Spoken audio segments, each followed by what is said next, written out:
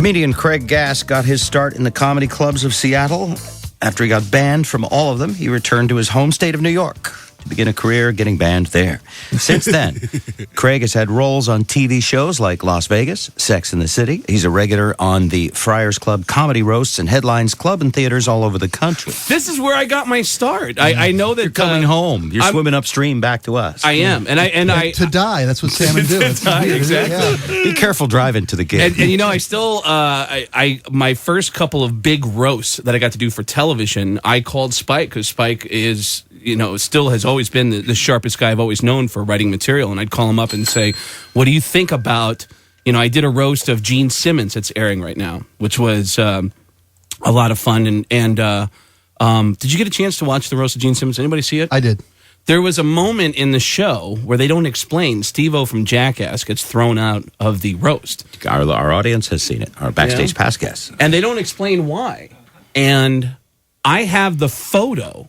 It happened during a break in filming. Steve-O actually relieved himself on Danny Bonaducci during the roast. Well, By the way, Danny paid him. You know, when you say Danny relieved paid him to himself do it. on somebody, you go, oh, how tacky. And then when you say Danny Bonaducci, you go, that's not And I have the most amazing photo. If you go to myspace.com. Danny had the cash for a change. You know? Danny, Come on. That's why he did it. Well, that was the interesting moment, is that you go to myspace.com/Craig Gass. There's an amazing photo. My default picture is that picture You of can't Steve-O. do that. Is that Gass with two S's? With two S's, yeah. Craig Gass with two S's. And when it happened, I was really surprised that Danny composed himself, and I took the picture, and you see Ralphie May in the corner laughing his ass off. And right when I took the picture, Ralphie goes, hey, dude, I think that guy's peeing on you.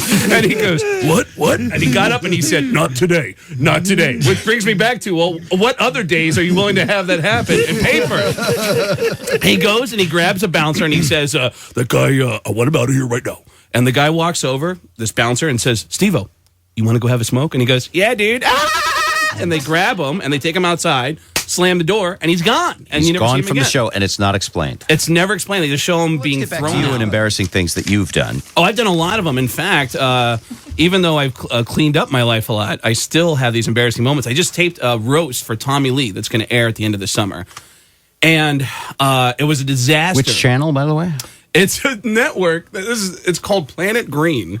I've seen this network. Now, Yes. Tommy Lee and Ludacris, believe it or not, Ludacris the rapper and Tommy Lee are doing a show on this channel that's dedicated to the environment. They're doing a show called Battleground Earth, and they're trying to show who can outdo each other in doing Earth-friendly activities. And on one of the episodes... It's like a recycling contest with real people? Yeah, with these celebrities driving around in eco-friendly tour buses. Trying to get the highest miles per gallon. Tommy just stays in to help the planet, right?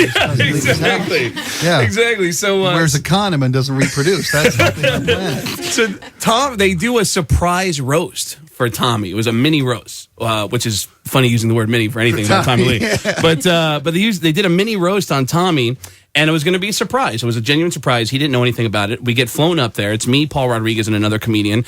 And when we get out there, they have a church choir on the beach underneath the Golden Gate Bridge, and they're filming something else. And I'm watching. It was a 50-member church choir for this earlier part of the episode.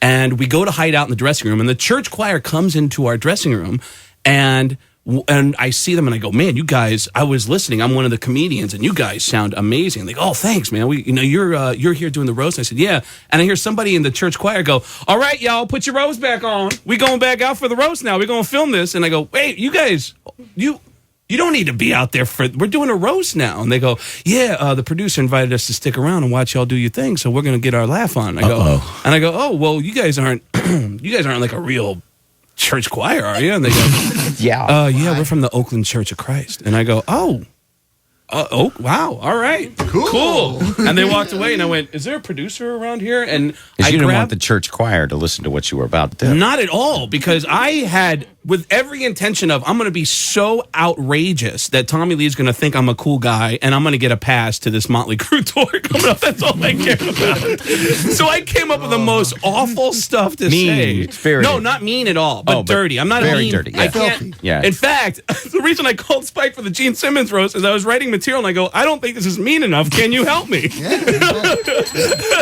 But your Tommy stuff was gold. Hey, while you're here, would you like some of the Nestle's lean pockets we have for our guests? Sure. We have I got one. artichoke chicken lean pockets. Sure. Everybody gets some today. With plastic shards. Is that how my story's getting so long? There's actually a commercial break in the middle. No. This isn't product placement. Oh, okay. No, this was a product recall. Okay. Because it has plastic shards in it. So Spike went out and bought a bunch of them, hoping to get Found lucky. some. Did he we're- really? Yeah, like I heat them up right now. Wow. We could be scratching the And winners we're together. back. buddy. We're going to take a break. Comedian Craig Gass is with us. Craig talked to us on the day that George Carlin passed away. George and he were buddies, and George was his mentor. And I found out afterwards, by the way, a mentor to just about every comedian he came in contact with. He's incredibly kind. And He was generous. very generous to people. Not to me, as it turns out. I didn't have that impression of him, but I'm as far as I know, the only person who doesn't have these amazing stories about George Carlin and how he took you under his wing. Well, is it in interviews? Is that where you felt like you didn't get along with him? Not get along, but he was uncooperative. But that was sort of part of his act, is what I assumed. Yeah, I know he always had a weird thing about doing interviews, and he told me that he wished he could be more funny. He said every time he does interviews, he always feels like giving a straight answer to interviews. Remember we talked about that a couple Yeah, weeks ago. and it seems weird when you get and by the way, we had the same problem with Chris Rock, notoriously. I was with you. I was working with you when Yeah. Chris called in. I remember. But I've totally, you started it, and everyone I've talked to since has convinced me that George Carlin was like this. I don't want to say like a Mother Teresa to comics, but more like like he was a missionary helping people. Mm-hmm. He really was, and he was that influential and the inspiration for so many people. Anyway, you told us a story that George Carlin once called your phone message and left like a rambling message that went on for minutes and minutes and minutes. Well, he left a bunch of them, but he left one a couple months ago. And so this is the last time you've heard from George Carlin. Unfortunately, the last time I actually spoke with George, I prank called him, and I called him as Al Pacino, and he picked the phone. Hello, and I go, "Hi, George, Al Pacino here," and he goes, "Okay," and I go, "Listen, I got a growth in my private area. You ever get one of these?" And he goes, "No." And I go, "Well, listen, I got this thing." And I go on and on. There's no response. There's no laugh. There's no nothing. And I go, "Sorry, George, it's Craig Gass." And he goes, Yeah. Listen, I'm at the doctor's office. Can I call you back? I go, "Yeah, I'm sorry." And that's the last time I talked to George Carlin. So, but he left me this message and asked me to do something for him, and I never got around to it. And there is a moral dilemma with you letting us play this message, which we're going to decide when we come back, right? Yeah, at one moment he says, "I'm going to give you my number," and he goes, I'm sure, you're not going to let anybody else hear this. So, and I told you, if you want to play it, you can play it, but, I'm not I'm letting you know. Giving out his number now is not a problem, right? Unless you're calling with a Ouija board. It's just the fact that he said, The number you have called is no longer in service.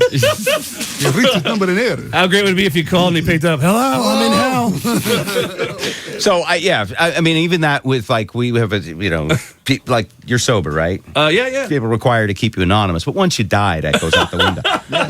That's your call, man. That's We'll be your right call. back.